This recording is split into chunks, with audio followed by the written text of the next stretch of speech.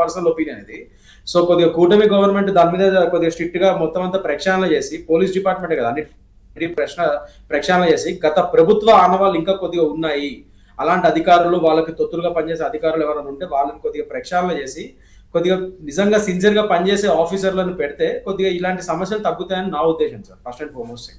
And నిన్న మనం చూసుకుంటే ఈయన ఏదైతే చేశాడో అది పెద్ద కొత్త ఆశ్చర్యమేం లేదు. అండ్ ముఖ్యంగా వాళ్ళ అధినాయకుడే అలాంటి చర్యలు చేసే వ్యక్తి. సో అలాంటి పార్టీ నుంచి వచ్చిన ఇతను, అందులో ఇప్పుడు నేషనల్ స్పోక్స్ పర్సన్ కూడా అయ్యారని చెప్పి సార్ కూడా చెప్తున్నారు. సో అలాంటి వాళ్ళని నియమించే పార్టీ అది. సో అలాంటి వాళ్ళ గురించి మనం కొత్తగా పెద్ద ఆశ్చర్యంగా డిబేట్లు పెట్టాల్సిన అవసరం ఏం లేదు. వాళ్ళ అధినాయకుడే నిన్నగాక మొన్న పోలీసు వాళ్ళనే, పోలీసు వ్యవస్థనే, పోలీసు అధికారులనే వాళ్ళ యూనిఫామ్స్ మీద చాలా చాలా దుర్భాషలాడాడు. అది అసలు అనకూడదు, అది చట్ట ఉల్లంఘన. అది అలా అసలు పోలీస్ యూనిఫాముల మీద కూడా ఆయన దుర్భాషలాడి వాళ్ళని బట్టలు తీసి అది ఇది చేస్తారన్నట్టుగా మాట్లాడారు. అది ఎంత పెద్ద ఇష్యూ అయిందో మీకు కూడా తెలుసు.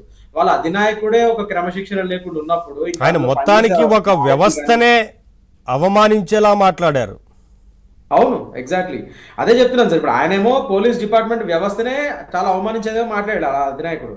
ఈయనేమో పోలీసు డిపార్ట్మెంట్ మీదనే అటాక్లకు వచ్చేస్తున్నాడు. మళ్ళీ ఈయన పోలీస్ అధికారి గతంలో, ఈయన మళ్ళీ పోలీస్ అధికారి, ఎక్స్ పోలీస్ ఆఫీసర్ ఈయన. మరి ఇంకా ఏం చెప్తాను సార్ వీళ్ళ గురించి, మనం కొత్తగా మాట్లాడేది ఏం లేదు. కాకపోతే నేనేమంటున్నా అంటే చాలా స్ట్రిక్ట్ యాక్షన్ తీసుకోవాలి. ఇలాంటిది ప్రతిసారి ఇదొక్కటి వీళ్ళని ఉదాసీనంగా వ్యవహరించినట్టుగా ఉంది. ఇది ఇలా అయితే ప్రజల్లోకి రాంగ్ మెసేజ్ వెళ్తుంది. అలా ఉండకూడదు. మన కూటమి ప్రభుత్వము చట్టం అందరికి సమానమే అని ఇప్పుడు చెప్తున్నాం. ఇప్పుడు చెబ్రోలు కిరణ్ అనే అతను ఒక విధంగా ఆయన టీడీపీకి పార్టీకి కొద్దిగా సపోర్టర్ అయినా కూడా, బట్ స్టిల్ ఇవాళ రోజు తప్పు ఎవరైనా ఒకటే చట్టం. టీడీపీ కార్యకర్త అరెస్ట్ చేశారు.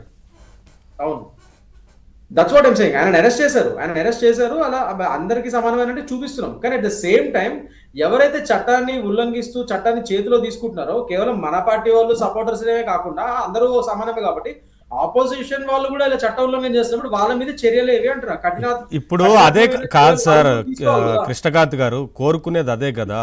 ఈ కిరణ్ మీద వేగంగా చర్యలు తీసుకున్నారు, చర్యలు తీసుకోవాలి. అంతే వేగంగా నిజంగానే ప్రభుత్వం స్పందించింది. ఖచ్చితంగా ఆయన చేసిన వ్యాఖ్యల్ని అందరూ ఖండించారు. ఇటువంటి వ్యాఖ్యలు సరైనది కాదు, ఉపేక్షించేది లేదు ఎట్టి పరిస్థితుల్లో. ఎవరైనా సరే, ఎంతటి వారైనా సరే ఇలా మాట్లాడితే చట్ట ప్రకారం చర్యలు ఉంటాయని ప్రభుత్వం చెప్పింది. అంత సీరియస్గా తీసుకున్నారు. వెంటనే అరెస్ట్ చేశారు, అదుపులో తీసుకున్నారు, విచారించారు, కోర్టులో కూడా ప్రొడ్యూస్ చేశారు. ఎంత జరిగింది. అంతే వేగంగా మరి ఇతర ఇంతకుముందు గతంలో వ్యాఖ్యలు చేసిన ప్రతి ఒక్కరి మీద కూడా చర్యలు తీసుకోవాలి కదా అని కోరుతున్నారు ఇప్పుడు.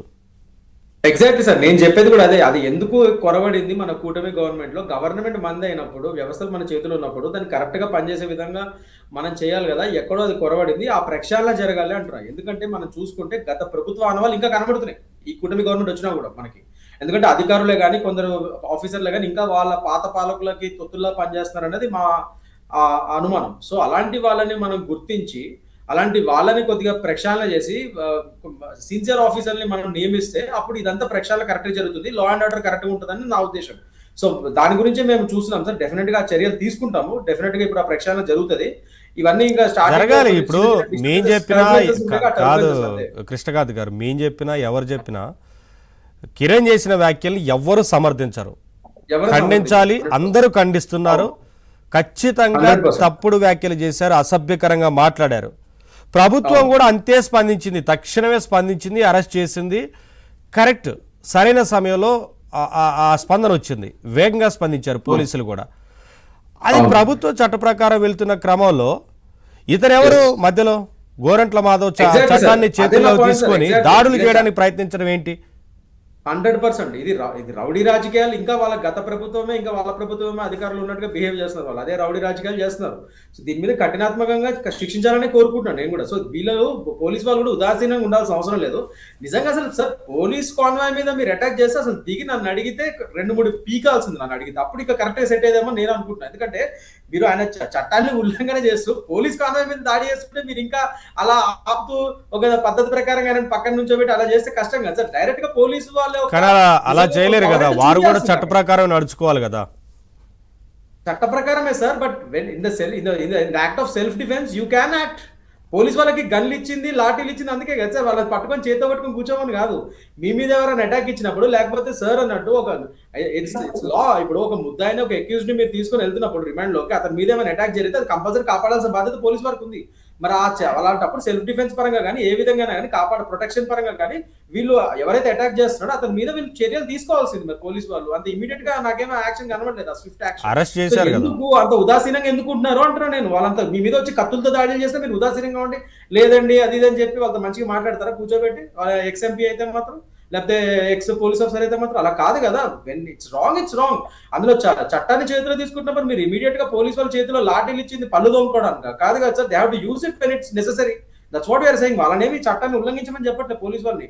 అవసరమైనప్పుడు మీరు యూజ్ చేయాలి కదా, మీ పవర్ ఏంటో చూపించాలి కదా అంటున్నాం. పోలీస్ వారి పవర్ అది మీకు ఇచ్చినది, అందుకే కదా మీరు you have to do your duty and do that with due diligence of course. అదే చేయమని చెప్తాను. అందుకనే అరెస్ట్ చేశారు కదా, వెంటనే అరెస్ట్ చేశారు, కోర్టులో ప్రొడ్యూస్ చేశారు కదా. నేను చెప్తుంది అదే తీసుకున్నారు కదా. Have taken a Swift action. Guntur police వారు కరెక్ట్ గానే తీసుకున్నారు యాక్షన్ ఇమీడియట్ గా. అది సాహసోపేతమే ఒక విధంగా. చాలా రోజుల తర్వాత మంచి యాక్షన్ తీసుకున్నారు, నేను కాదనట్లేదు. కానీ ఇంకా ప్రక్షాళన జరగాలి ఎక్కడో ఇలా. అంటే వీళ్ళకి అంత ధైర్యం ఎందుకు వస్తుంది అంటే నేను ఫస్ట్ ఆఫ్ ఆల్ ఇప్పుడు సార్ అన్నట్టు ఎక్కడో వీళ్ళు మనం ఏం చేయలేరులే అని ఒక ధైర్యం ఉంది ఎక్కడో. అది ఎందుకు వస్తుంది? చట్టం ఎవరికైనా ఒక అమ్మో వీళ్ళు ఊరుకోరు, వీళ్ళు చాలా స్ట్రిక్ట్ గా ఉంటారన్న ఒక భావన రావాలి అంటారు తప్పు చేసే వాళ్ళకి. అది ఎందుకు రావట్లేదు? అది వచ్చే విధంగా చేయాలి కదా అంటున్నా నేను. అంతేగాని ఎప్పుడు అయిన తర్వాత యాక్షన్ తీసుకోవడం కాదండి. అలాంటి చర్యలు జరగకుండానే మనం చూసుకోవాలి కదా, స్ట్రిక్ట్ గా ఉండాలి కదా. అసలు చట్టం అందరికి సమానమైనప్పుడు వాళ్ళ మీద కూడా సివియర్ యాక్షన్ ఉండాలి అలాంటి వాళ్ళ మీద అన్నది నా ఉద్దేశం. సో ప్రక్షాళన జరగాలంటున్నాను. చెప్పండి సురేంద్ర గారు, ఏదో చెప్తున్నారు. ఇప్పుడు ఈడ మనకు ఇందాక మనం పెద్దలు ఇద్దరు మాట్లాడిన దాంట్లో మీరు ఒక ప్రశ్న వేసిన దాంట్లో, అంటే అధికార ప్రతినిధిగా ఎట్టా ఏం క్వాలిఫికేషన్ అంటే, వైసీపీ పార్టీలో క్వాలిఫికేషన్ అనేది మనందరికి తెలుసు, ప్రజలకు కూడా తెలుసు. అంటే విత్తు ఒకటి వేస్తే చెట్టు ఒకటి రాదు కదా సార్. విత్తు ఏదేస్తే చెట్టు అదే కదా వస్తుంది.